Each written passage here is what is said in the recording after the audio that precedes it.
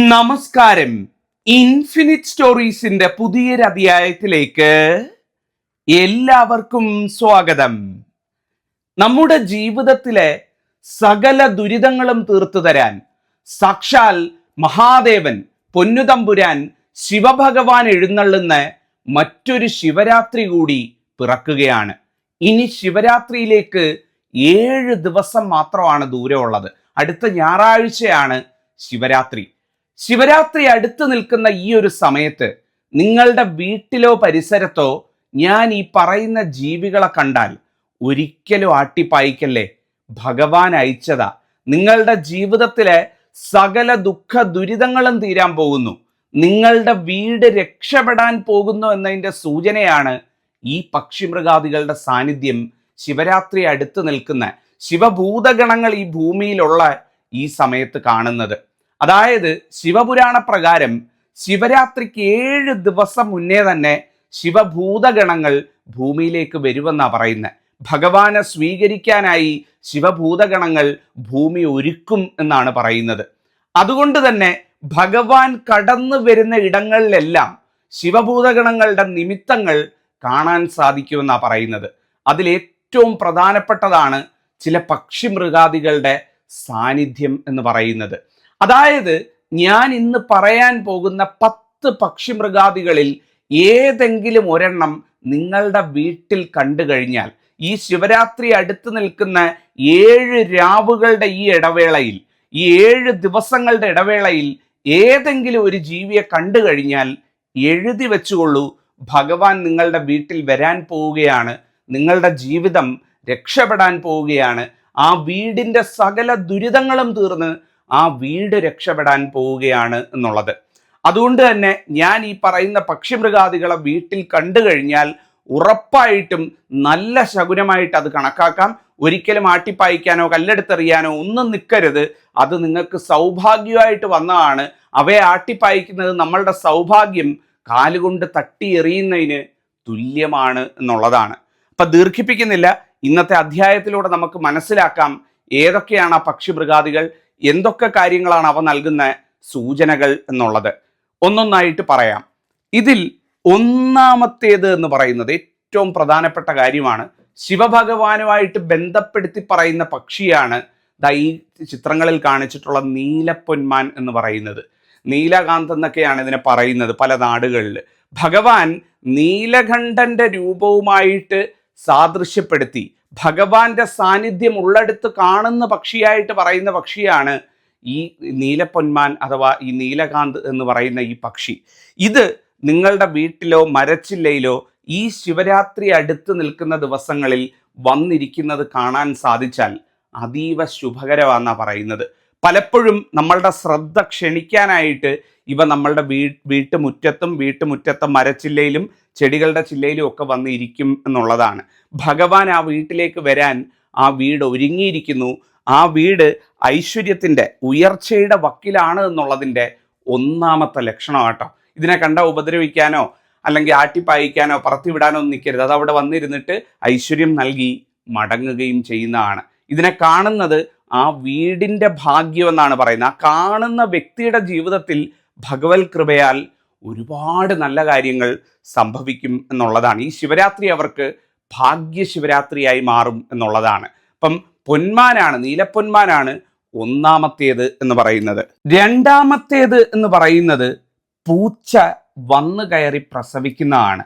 ശിവരാത്രി അടുപ്പിച്ച് നമ്മളുടെ ആരുടെയെങ്കിലും വീട്ടിൽ പൂച്ച വന്നു കയറി പ്രസവിച്ചിട്ടുണ്ട് എന്നുണ്ടെങ്കിൽ അത് ഏറ്റവും സൗഭാഗ്യം കേട്ടോ. പൂച്ച വന്നു കയറുന്നതല്ല, പൂച്ച വന്നു കയറി പ്രസവിക്കണം. ഏതെങ്കിലും വീടുകളിൽ, നിങ്ങളുടെ ആരുടെയെങ്കിലും വീടുകളിൽ പൂച്ച ഇത്തരത്തിൽ വന്നു കയറി ഈ ശിവരാത്രി അടുത്ത് നിൽക്കുന്ന സമയത്ത്, ശിവരാത്രി രാവുകൾ എണ്ണിയിരിക്കുന്ന ഈ സമയത്ത് പൂച്ച പ്രസവിച്ചിട്ടുണ്ട് എന്നുണ്ടെങ്കിൽ ഉപദ്രവിക്കാൻ നിൽക്കരുത് കേട്ടോ. അതൊരു സമയം കഴിയുമ്പോൾ അങ്ങ് പൊയ്ക്കോളും. അത് ഏറ്റവും ശുഭശകുനമായിട്ടാണ് കണക്കാക്കുന്നത് എന്ന് പറയുന്നത്. ആ വീട്ടിലെ ഇളമുറക്കാർക്കാണ് അതിൻ്റെ ഉയർച്ച കിട്ടാൻ പോകുന്നതെന്നാണ് പറയുന്നത്. എന്താണ് ഇളമുറക്കാരെന്ന് പറയുന്നത്? ആ വീട്ടിലുള്ള മക്കൾക്ക്, അല്ലെങ്കിൽ ആ വീട്ടിലെ ഏറ്റവും ഇളയ തലമുറ ആരാണോ അവർക്ക് ഐശ്വര്യവും ഉയർച്ചയും സമ്പൽ സമൃദ്ധിയും കിട്ടുമെന്നാണ് പറയുന്നത്. ജീവിത വിജയം വരാൻ പോവുക എന്നാണ് പറയുന്നത്. ഏറ്റവും ശുഭശകുനമായിട്ടാണ് പറയുന്നത്. നിങ്ങളുടെ വീട്ടിൽ മക്കളൊക്കെ ഉണ്ടെങ്കിൽ അവർക്കായിരിക്കും ഇതിൻ്റെ ഗുണം കിട്ടുന്നത് എന്ന് പറയുന്നത്. ഉപദ്രവിച്ചു കഴിഞ്ഞാൽ അത് നേരെ തിരിച്ച് ദോഷവുമായി മാറുകയും ചെയ്യുന്നതാണ്. അതുകൊണ്ട് തന്നെ ഏതെങ്കിലും വീട്ടിൽ ഈ ശിവരാത്രി അടുത്ത് നിൽക്കുന്ന സമയത്ത് പൂച്ച പ്രസവിച്ച് നിൽപ്പുണ്ട് എന്നുണ്ടെങ്കിൽ, അല്ലെങ്കിൽ പൂച്ച പ്രസവിച്ച് കിടപ്പുണ്ട് എന്നുണ്ടെങ്കിൽ അത് ശുഭമാണ് എന്ന് മനസ്സിലാക്കുക.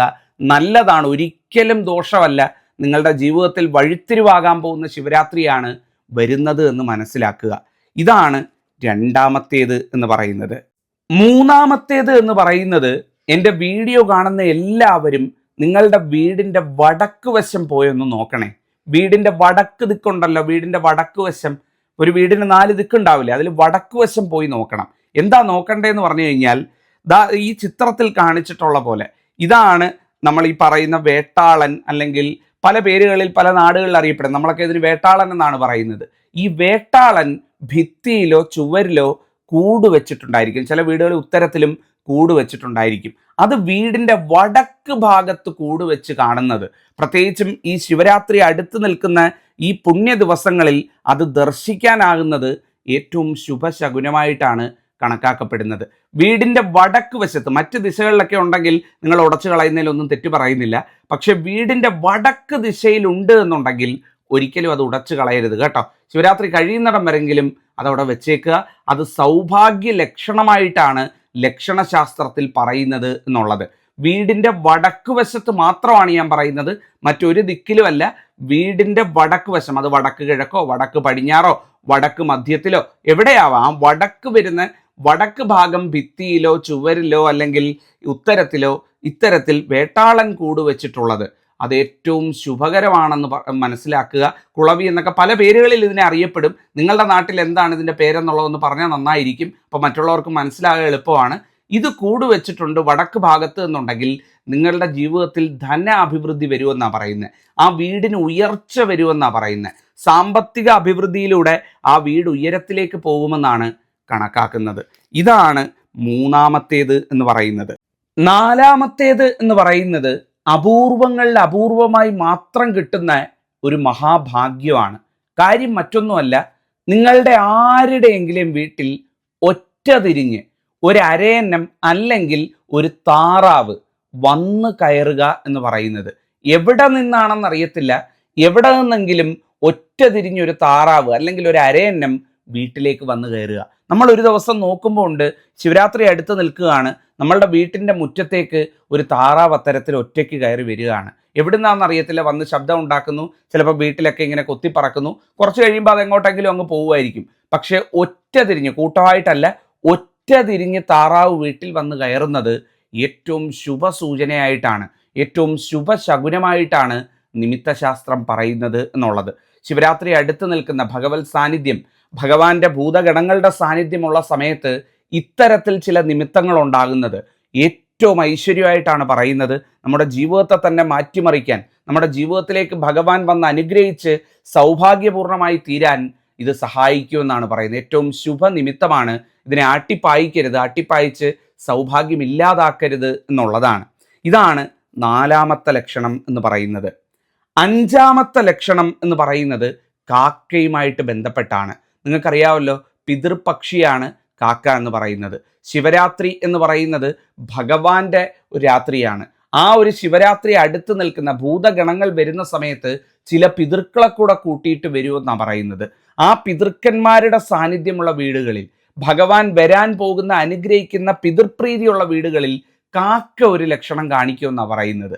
അതായത് കാക്ക വന്ന് ചില വസ്തുക്കൾ, പ്രധാനമായിട്ടും മഞ്ഞ നിറത്തിലുള്ള പൂക്കൾ, അല്ലെങ്കിൽ വെള്ള നിറത്തിലുള്ള പുഷ്പങ്ങൾ, അല്ലെങ്കിൽ ചില മരച്ചില്ലകൾ കൊത്തിക്കൊണ്ടുവന്ന് വീട്ടിൻ്റെ തിരുമുറ്റത്തിടുമെന്നാണ് പറയുന്നത്. വേറെ എങ്ങും അല്ല കേട്ടോ, വീടിൻ്റെ തിരുമുറ്റത്ത്. മറ്റു വശങ്ങളിൽ കാണുന്നതോ അല്ല വീടിൻ്റെ മുകളിൽ കാണുന്നതോ ഒന്നും അല്ല പറയുന്നത്.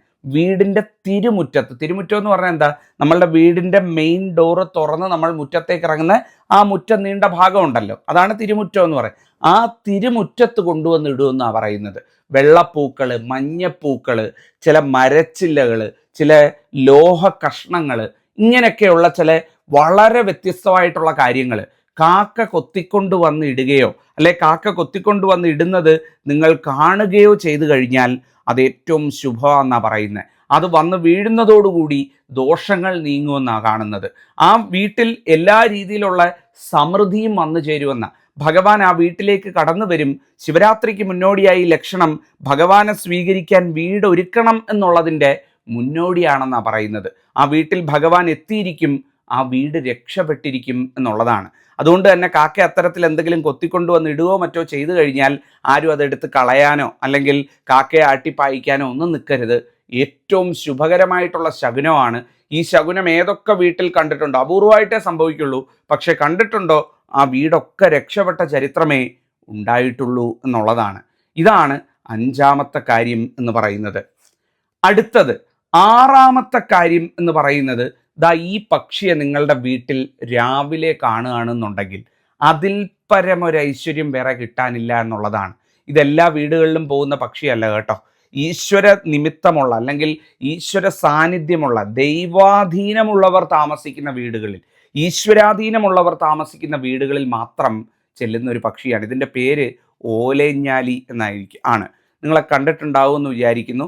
പല വീടുകളിലും ഇത് വരും. ചില വീടുകളിൽ തിരിഞ്ഞു നോക്കേ ഉണ്ടാവില്ല. ഇപ്പോൾ ഒരു വീട്ടിൽ ഒരു 4 വീടുണ്ടെന്നുണ്ടെങ്കിൽ എല്ലാ വീട്ടിലും ഇത് ചെന്ന് കയറണമെന്നില്ല. ഇത് കയറുന്നത് ഈശ്വരാധീനമുള്ള മണ്ണിലാണ്, ഈശ്വരാധീനമുള്ള വ്യക്തികൾ താമസിക്കുന്ന പുരയിടത്തിലാണ്, ഈശ്വരാധീനമുള്ള വ്യക്തികൾ താമസിക്കുന്ന വീട്ടിലാണ് എന്നുള്ളതാണ്. ഇതിനെ രാവിലെ കാണാൻ സാധിക്കുന്നത് ഏറ്റവും ശുഭകരമാണ്. പ്രത്യേകിച്ചും ശിവരാത്രി ദിവസം, ശിവരാത്രി തലേന്ന്, ശിവരാത്രി അടുത്ത് നിൽക്കുന്ന ഈ 7 ദിവസങ്ങളിൽ ഇതിനെ കാണുന്നത് ഏറ്റവും ഐശ്വര്യമാണ് എന്നുള്ളത് മനസ്സിലാക്കുക. ഇതാണ് 6ാമത്തെ കാര്യം എന്ന് പറയുന്നത്.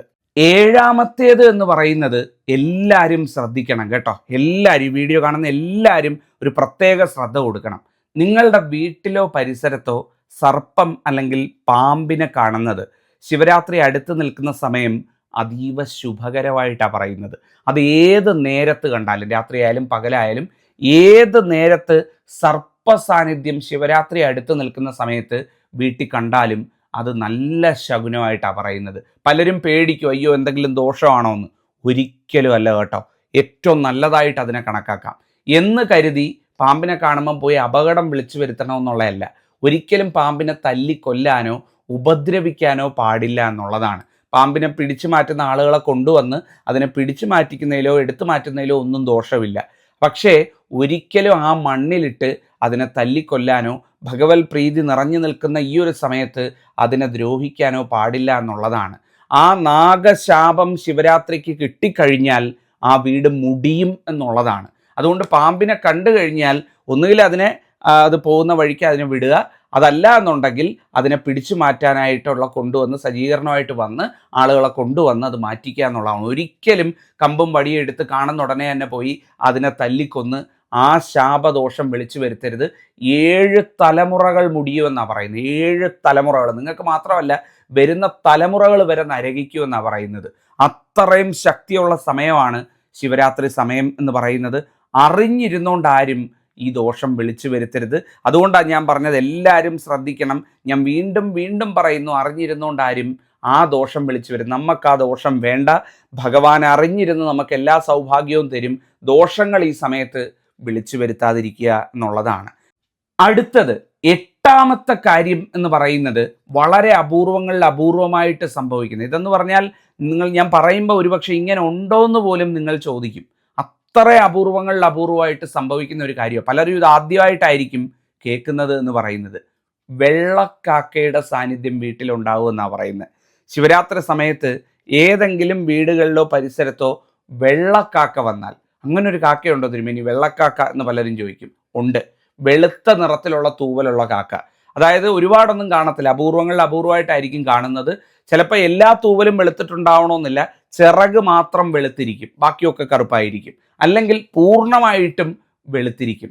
അത്തരത്തിൽ വെള്ളക്കാക്ക ഞാനൊക്കെ കണ്ടിട്ടുണ്ട്. അതുകൊണ്ടാണ് ഇത് കൃത്യമായിട്ട് എനിക്ക് അടിയുറച്ച് പറയാൻ സാധിക്കുന്നത്.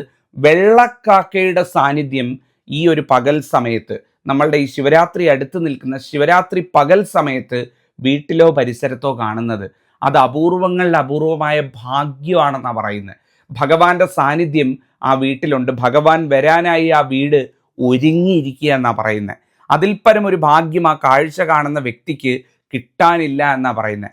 അത് കാഴ്ച കാണുന്ന വ്യക്തിയുടെ ജീവിതം തന്നെ ഐശ്വര്യം കൊണ്ട് നിറയുമെന്നാണ് പറയുക. ഒരുപാട് ഉയർച്ച, ഒരുപാട് ഉയരങ്ങൾ കീഴടക്കാൻ, ചെന്ന് തൊടുന്നതൊക്കെ വിജയിച്ചു വരാനായിട്ടുള്ള യോഗം ആ വ്യക്തിക്ക് കിട്ടുമെന്നാണ് പറയുന്നത്. മഹാഭാഗ്യ ലക്ഷണമാണ് വെള്ളക്കാക്കയെ അത്തരത്തിൽ കാണുന്നത് എന്ന് പറയുന്നത്. ഇതാണ് 8ാമത്തെ കാര്യം എന്ന് പറയുന്നത്. 9ാമത്തെ ലക്ഷണം എന്ന് പറയുന്നത്, നിങ്ങളുടെ വീട്ടിലോ പരിസരത്തോ ഈ ഒരു കാര്യം നടക്കുന്നുണ്ടോ എന്ന് നോക്കൂ. ഒരു പശുക്കിടാവ് എവിടുന്നെങ്കിലും ഓടി വന്ന് നമ്മളുടെ വീട്ടിൽ കയറുക. ചിലപ്പോൾ എവിടെയെങ്കിലും വളർത്തുന്നതാകാം, ഏതെങ്കിലും വീടുകളിൽ വളർത്തുന്ന അല്ലെ മേയാൻ വിട്ടതാകാം. പശുക്കിടാവ്, അതായത് കുട്ടി, പശുക്കുട്ടി ഓടി വന്ന് നിങ്ങളുടെ വീട്ടിൽ കയറുക. അങ്ങനെ കയറിയാൽ അത് ഏറ്റവും ശുഭനിമിത്തമാണ്.